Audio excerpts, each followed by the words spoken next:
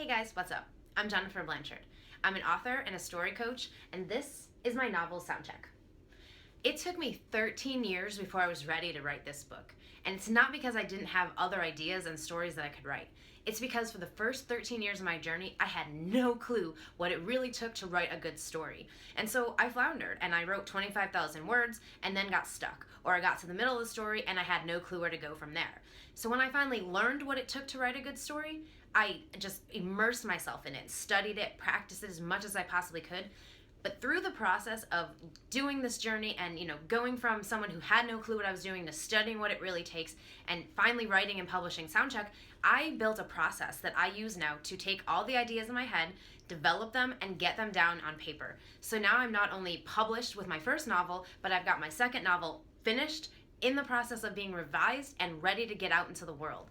This is not a stroke of luck. This didn't just happen because I randomly one day decided I wanted to write a story. This happened because I intentionally learned what it really takes to write a good story. And I'm going to share that with you in this video series. Now, I want to also share with you some other success stories that have happened because of what I'm going to teach you in this video series. So let me introduce you to Stephanie.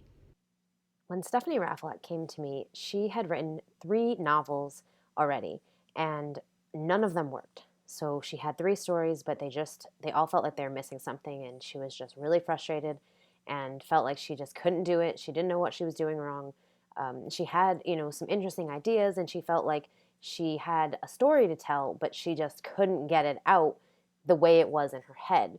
And when she came to me, she was on the verge of quitting. So she was pretty much done, ready, to just say, maybe there's something better I could be doing with my time besides working on novels. A year after working with me, so she worked with me for a year, we wrote 2 books. So she wrote the books, obviously. I helped her figure out the story and plan them and figure out the details and everything that needed to go in it. So just really developing the idea. A year after that, she got herself an agent. So she signed with an agent, a New York City agent, so a big agency, and now her agent is shopping her novel to publishers. So she went from being on the verge of quitting to being on the verge of having a publishing deal. And it all happened because of one thing: opposition. So opposition is the thing that will set your story apart. It will be the thing that saves you from the slush pile, the thing that gets somebody in an agency, in a publishing company, to be interested in your story. So opposition, by definition, is resistance or dissent expressed in action or argument. So more specifically, in a story, opposition is going to be resistance by an antagonist who has a goal that directly opposes your protagonist's goal. So this is the key thing to take away from this here, is that the opposition is not just having an antagonist in the story, but having an antagonist who has a very specific goal, and a goal that's opposite the goal that your protagonist has. So it, by definition, causes resistance to happen between the 2 characters. That's really what opposition is. And until Stephanie discovered that all stories have to have opposition, and obviously she had read tons of stories and she knew that there was an antagonist, but she didn't realize that in her own story she didn't have one. And so that's why she kept ending up with an episodic narrative of a character's life, which was potentially interesting, but not quite a story. So all of her stories were actually void of a core antagonist with a specific goal and agenda all his own. And that was the thing that was keeping her stuck and feeling like she wasn't getting anywhere with her stories. So this is the number one mistake that fiction writers make.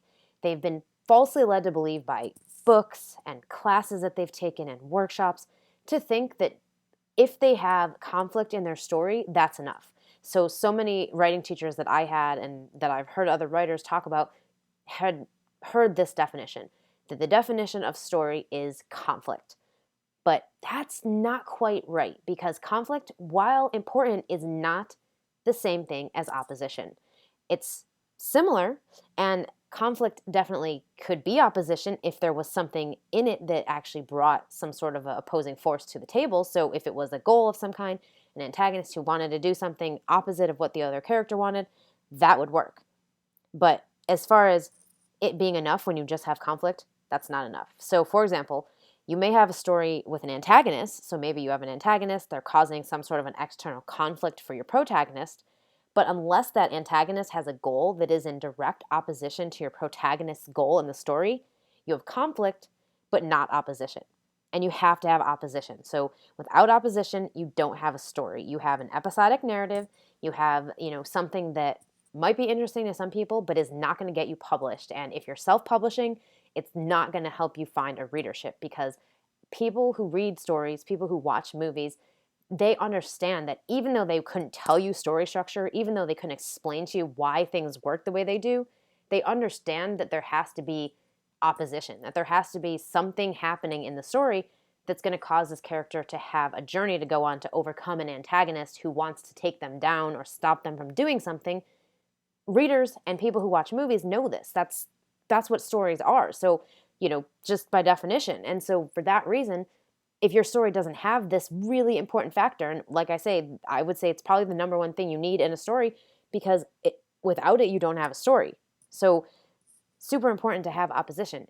I work with a lot of writers. I've seen, just dozens and dozens of manuscripts over the years, and not having opposition, not having an antagonist who directly opposes the protagonist in the story is definitely the number one thing that I see that's wrong in the narrative and in the story, and the reason that so many writers struggle.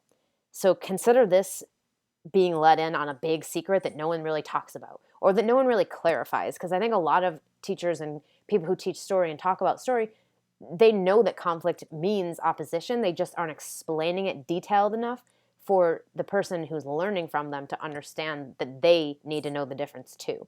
And so I'm going to give you this as a huge tip. Like I say, if you never learn anything else about story, this thing right here could make the difference between you getting published and you not getting published. So really, really important key thing here is opposition. So I want you to meet Zara Quinton. She came to me with a story idea that had been in her head for a while. She had this journey that she wanted this character to go on. She created a fictional fantasy world where there was portals where the character could travel to different worlds and explore this dragon verse that she created. Really, really rich story landscape.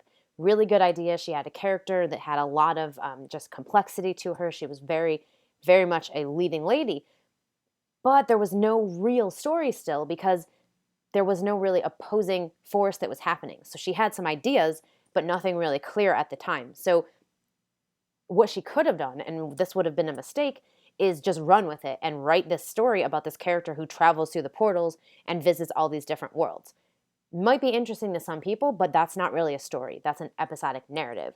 So we worked together and actually took this idea that she had and fleshed it out and figured out that it could be easily turned into a journey for this character using all these pieces she already had, if she just put some sort of an antagonist in the situation who would oppose the character who's traveling through the Dragonverse. So giving her a very specific goal. And so this ended up turning into a mystery, her first novel, Airwoman, which is now available on Amazon.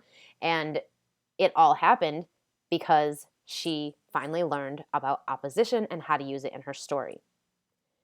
So like I said, opposition really can be the difference between getting published and finding a readership. So whether you're going traditional route and you're looking for an agent and a traditional publisher, or if you're going professional self-publishing, so actually going through a professional process, editing and beta reading and all that, and putting the book out on your own, if you don't have opposition, you don't have a story. And you're going to do a disservice to your readers and to yourself as an author, because you're not going to step out there with the best possible story that you could.